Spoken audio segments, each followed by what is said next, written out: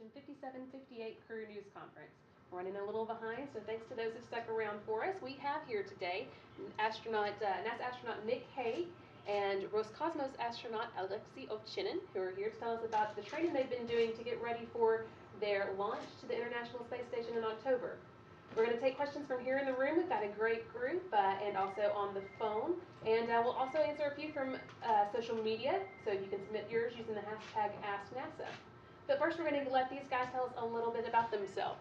We have Nick Hay, who is a NASA astronaut, as I said. He started in 2013 as an astronaut candidate, and he's the first of his class to actually go to the International Space Station. So, Nick, why don't you tell us a little bit about what kind of advice you've been getting, anything that you think will be especially helpful? Thanks, Brandy. It's a pleasure to talk with you today. The one thing that I think has sunk in the most is you get caught up in the training and the flow that's going on, and it's very fast-paced, and you're always going from one thing to the next. And a lot of people have told me that that's good preparation for up there because you're going to be going so quickly, and we're going to stay very busy up there. So the advice that several of the veterans have pulled me aside and shared is that make sure you take time to look out the window and experience the flight and try to share that unique aspect back with everybody down here on Earth. That's our unique vantage, that we get to spend some time up there, and it's our responsibility to try to help communicate that. Great, thanks. And I neglected to mention that Nick is from Kansas and came to us from the Air Force. So, also coming to Roscosmos from the Russian Air Force, we have Alexei Ovchinin, who was actually selected as an astronaut in 2006. Alexei, you've already been to the International Space Station once, so is there anything that you are looking forward to doing again, or that you didn't get to do the first time?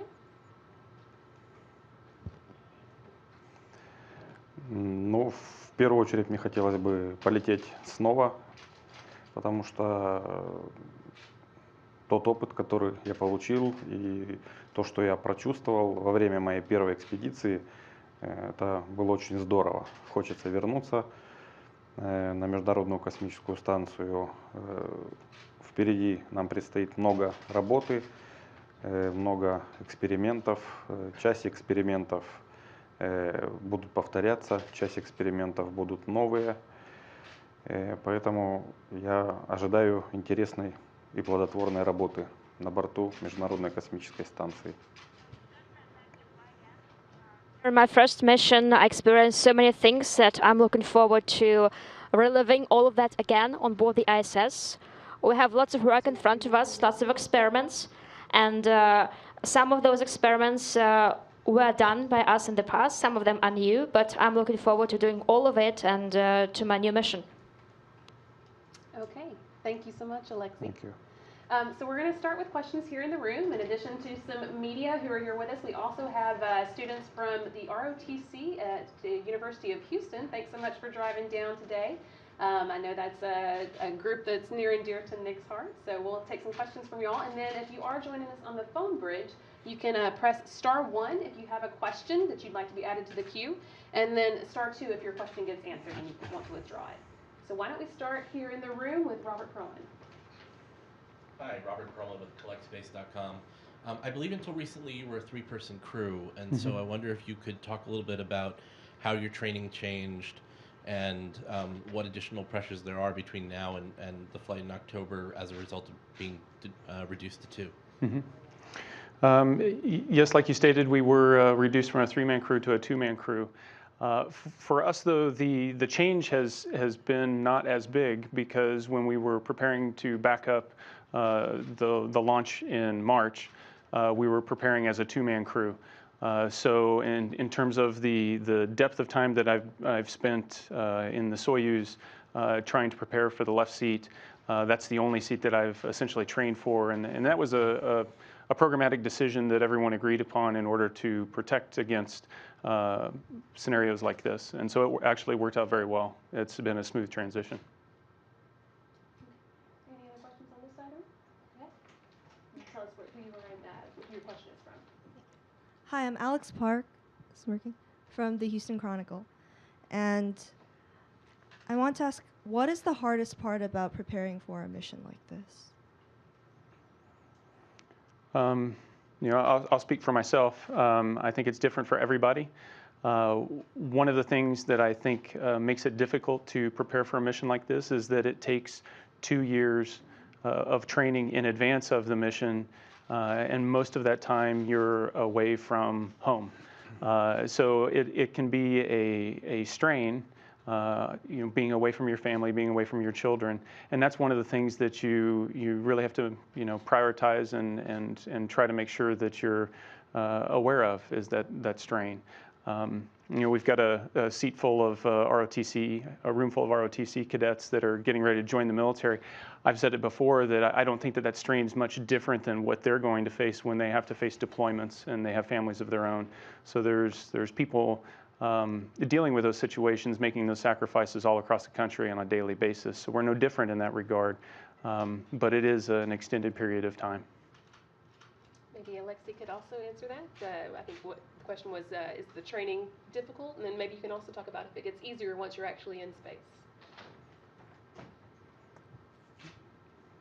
Я могу добавить, я согласен с тем, что сказал Ник. Во время подготовки нужно правильно распределить свои силы, то есть чтобы эти силы остались к моменту старта, то есть чтобы не прилететь в космос уставшим.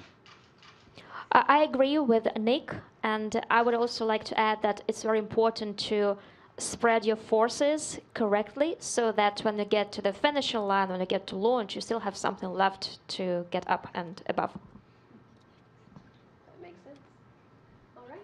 And one more question for Colonel Haig specifically.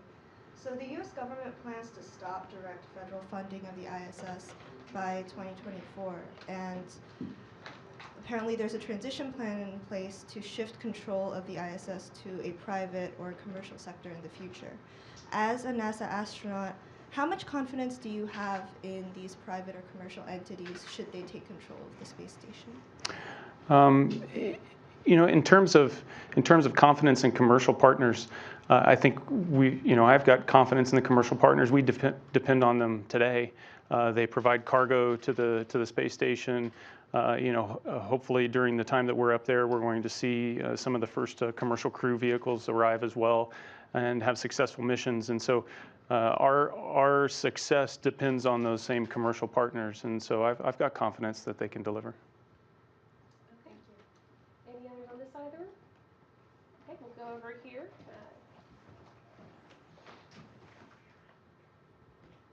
Jim Oberg with Spectrum Magazine for Colonel Ovchinin. This is your second trip. What improvements do you expect on board the station in terms of its capabilities and in terms of its crew comfort that you look forward to?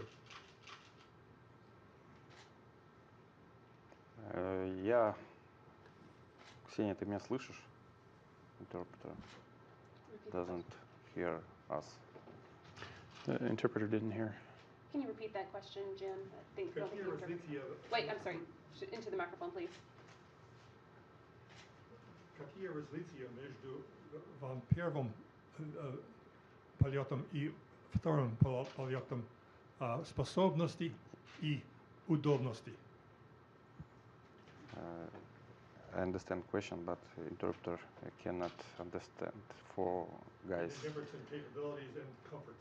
Okay, the question is, what are the differences in capabilities and comforts at the International Space Ксения, Station? ты меня слышишь? I will need the answer interpreted.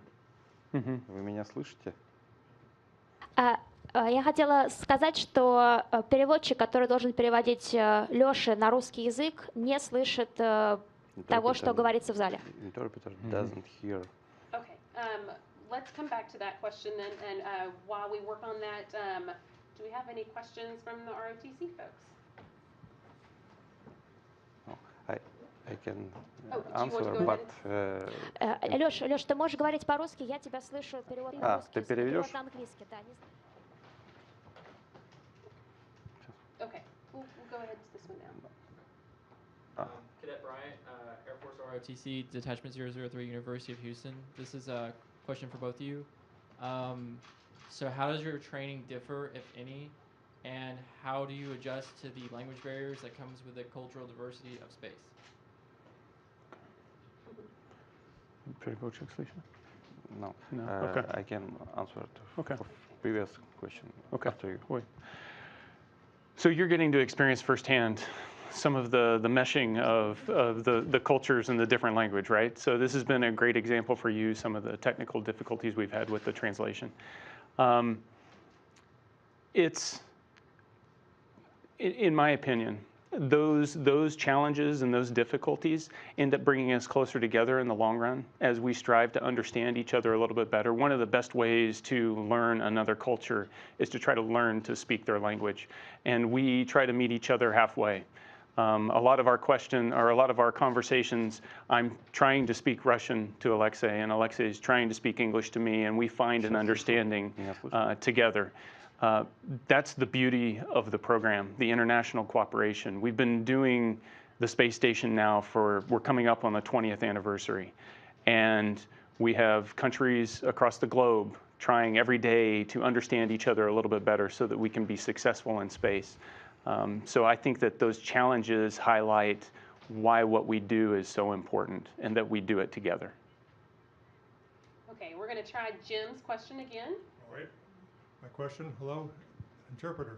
I'm asking, between the first and second visits to station, what improvements do you expect in terms of capabilities of the station and in crew comfort? Я не ожидаю каких-то больших изменений, на борту станции.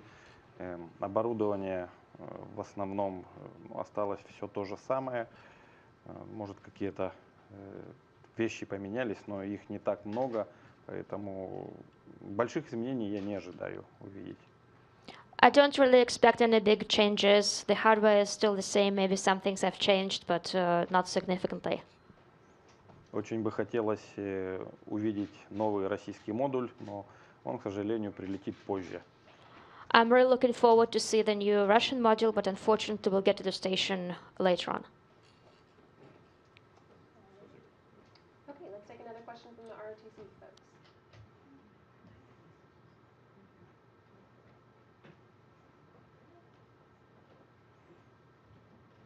Cadet Marquez, Air Force ROTC, Detachment 003, University of Houston.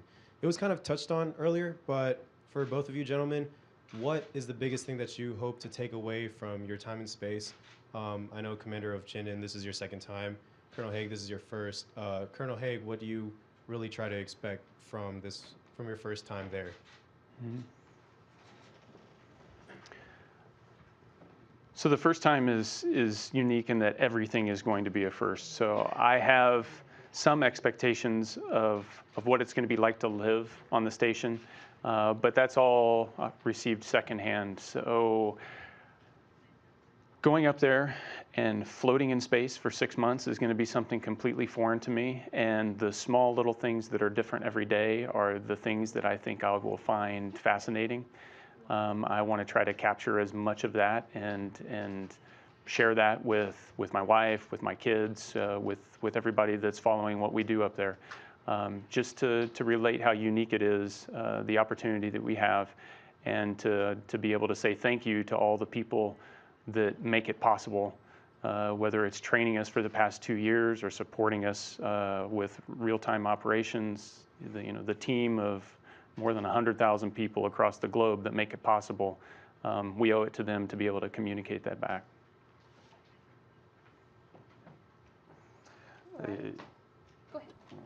Я согласен с Ником. Я скажу про себя. Те ощущения, то чувство, которое ты испытываешь перед первым полетом, его не сравнить ни с чем. В последующий полет ты идешь, ощущения, наверное, уже не такие яркие. И поэтому эти ощущения нужно запомнить, и они вот самые лучшие. И полет в космос — это что-то такое невероятное, то, чего стоит ждать долгое время. Я полетел первый раз после 9,5 лет подготовки, и я ни капельки не жалею, что я так долго ждал. Again, I fully agree with Nick, but I'll say a couple of words for myself. I'd say that the feelings, your experience before your first mission are totally incomparable. beyond everything I'd ever felt before. And when preparing for the second mission, when looking forward to my second mission, my expectations, my feelings are probably not that bright. Even though, despite that, flight to space and mission to space is something to look forward to, and despite the fact that I'd spent 9 years and a half preparing my first mission, it was totally worth it. I don't regret it a bit. Okay. All right. I think we have some questions from social media that we can try. We have Will on Twitter who wants to know what the astronauts do in the Soyuz on their way to the space station.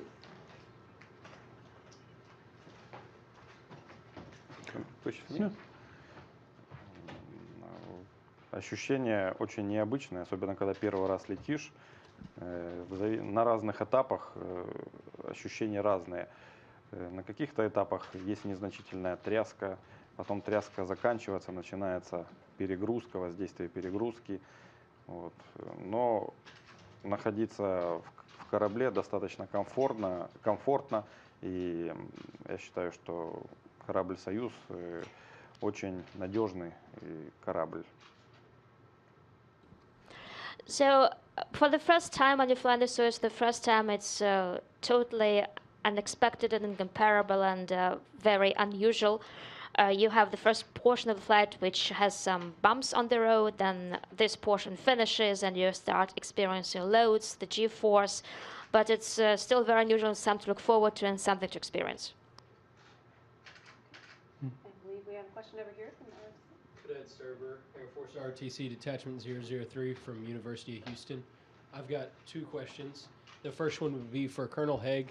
You previously mentioned you'll be flying in the left seat of the Soyuz. What are your specific duties in that seat? And then the following question would be for both you gentlemen. Y'all will be in space for the 20th anniversary of the International Space Station. Do y'all have anything special planned for that day?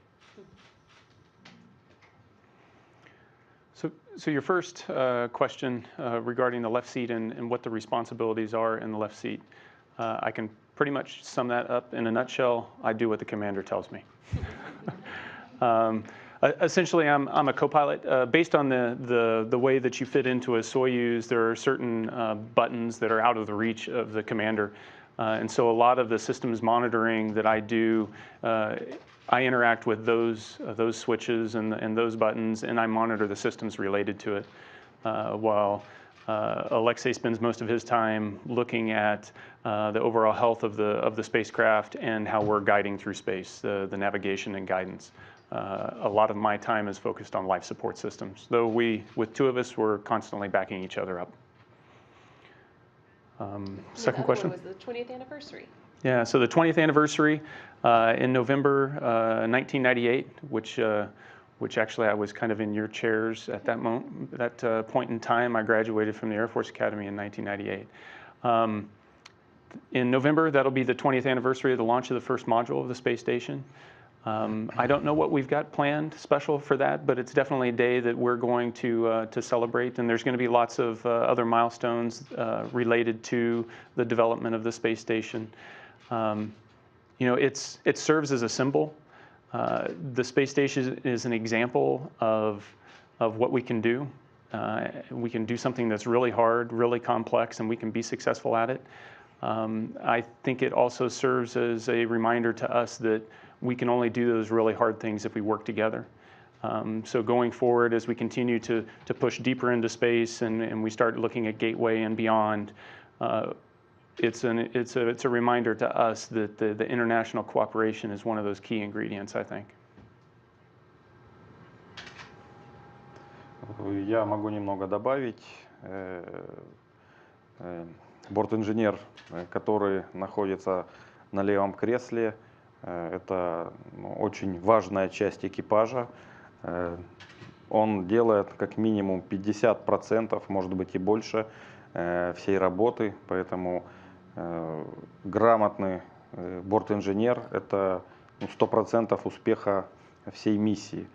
Вот. А насчет празднования 20-летнего юбилея, я думаю, что в ноябре у нас будет много различных аудио-видеоконференций, посвященных этому событию. Поэтому нам скучать не дадут, я в этом уверен. So I'd like to add a few words again. As for the flight engineer who is seated in the left seat, that flight engineer is a very important person. He or she does at least 50%, if not more, of the work, and maybe more of that, so this is really important. And I would even venture to say that if the flight engineer is a good one, we can say that the mission is going to be 100% successful. As for the 20th anniversary of the International Space Station, I'm certain we're going to have lots of audio and video conferences, so there'll be nothing to be bored about. I'm sure, right. Well, since you mentioned it, Nick, when it launched back in 1998, was it something you were aware of? Were you hoping to someday be there? And same thing for Alexei. So back in '98, at that point, I had just pinned on as a second lieutenant, and I was trying to figure out my way in the big world. Becoming an astronaut and envisioning myself on the station was something much further down the road. I couldn't foresee that. It was much later in my Air Force career, after being exposed to the culture where you're always working in teams. I want to, shout out to these guys for stepping up and committing themselves to a life of service and being part of that team. It's something that I found fulfilling, and I saw the same thing here at NASA. And so once I got exposed to that later in my career is when the station started to become more of a reality. But in 1998, I was just trying to not get in trouble as a second lieutenant and survive. Was it a dream for you, Alexei, at that time? Да, это была моя мечта с детства. И, наверное, с 7-8 лет я решил стать космонавтом. А в 98 году я тоже был летчиком-инструктором. Летал, учил летать на реактивных самолетах военных курсантов. Ну и постепенно, плавно шел к осуществлению своей мечты. It's probably the same thing for me. I've wanted to become a cosmonaut since I was 7 or 8 years old, but in 1998 I was a pilot instructor teaching cadets fly jets at the academy, and that's where it all started. All right, so you've got a few years to dream and start making your plans. Let's take another question from here, and then we'll take one from the phone bridge. Cadet Martin, Air Force ROTC Detachment 003, University of Houston. So with the expanding use of drones and RPAs in both applications in military and civilian use, do you see manned spaceflight continuing in the future, or RPAs? It's a great question, and I think that you can look at what NASA has done in terms of an example of using unmanned exploration to augment manned exploration and vice versa. Those will go hand in hand. There's always going to be things that are too dangerous for people to try to do, and there's always going to be things that are just outside the reach of current technology where people will have to step in and bridge that gap. And that's kind of the roadmap for success. Okay, now we're going to go to the phone bridge for a question from space.com.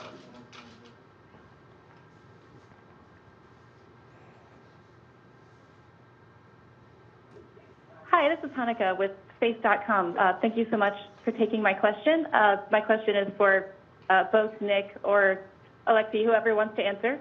How have you trained for the arrival of the first commercial crew vehicles, and how does the process of capturing and docking these new spacecraft differ from that of an incoming Soyuz crew spacecraft?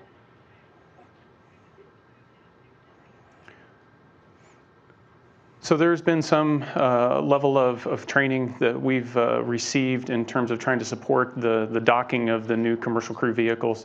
Obviously, the first vehicles that are coming up there are unmanned, and so it's a little bit different procedure for them as opposed to having a crew on the other side. The training that we've received is essentially to be able to monitor and make sure that the automated systems are performing what they need to be able to do. And if they go off nominal, then we can help inform the ground to try to fix the problem.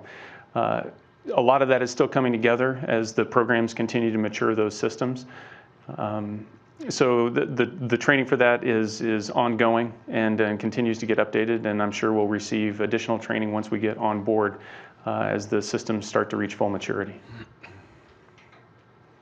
Что хочется добавить, очень ждем, с нетерпением ждем прибытия новых коммерческих кораблей. Очень бы хотелось быть на борту станции, когда прилетит новый корабль с экипажем на борту. Я считаю, это очень большой шаг вперед. Это очень интересно. А разница между стыковкой, допустим, российских и новых кораблей только лишь в том, что российские корабли стыкуются в автоматическом режиме, а новые корабли, то есть их захватывают рукой и стыкуют манипулятором. Again, looking forward to the role of the new commercial vehicles. I would love to be on board when the first manned vehicle docks to the space station. It's going to be a significant step forward and a new era in exploration. As for the docking or berthing, there is a major difference. Russian vehicles dock in auto mode, whereas these new crude vehicles are going to be berthed by the manipulator arm by this SRMS. Okay, we are going to take one more quick question in the room before we wrap up.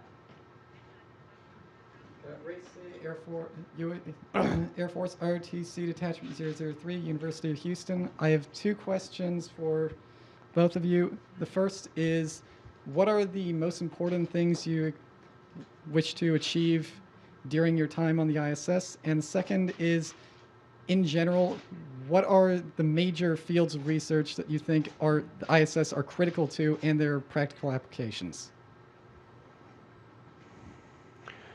Yeah, so we'll talk about the last part of your question first, the critical research that's occurring.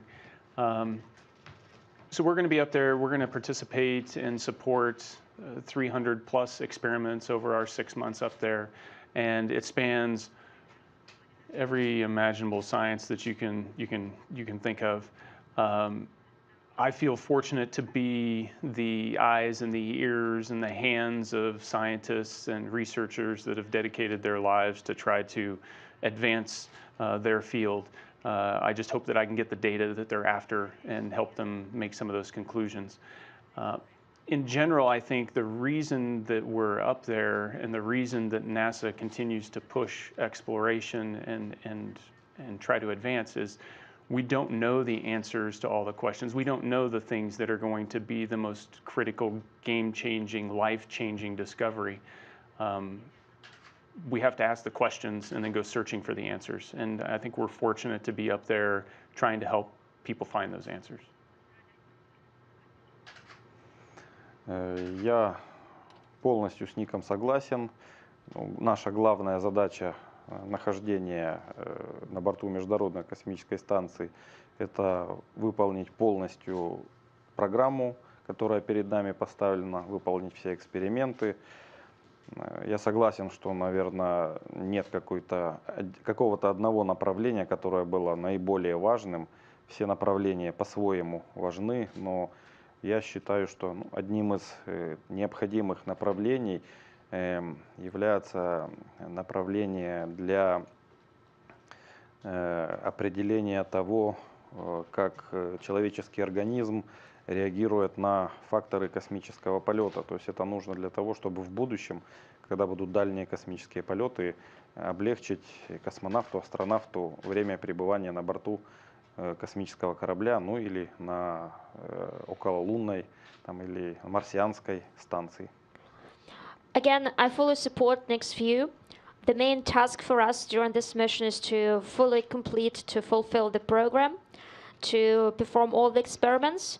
And again, I cannot really specify any individual experiment. They're all important their own way. I would say that for me, the main area of our research is to look at how human body reacts to the space environment, what the processes are, and by learning this, by doing research in this area, to alleviate, to mitigate all the ramifications of a space flight so that subsequent far-flung, far-reach space missions are easier for those who are going to perform them in their space vehicles, be it cislunar orbit or going even further into deep space. All All right, thank you so much. That's about all we have time for today, so we're going to wrap it up. But you can keep following along in these guys' training on social media. You can find Nick on Twitter at twitter.com/astro_Hague, Hague, or you can follow along on Facebook at facebook.com/ISS. Thanks so much for joining us. Have a great day.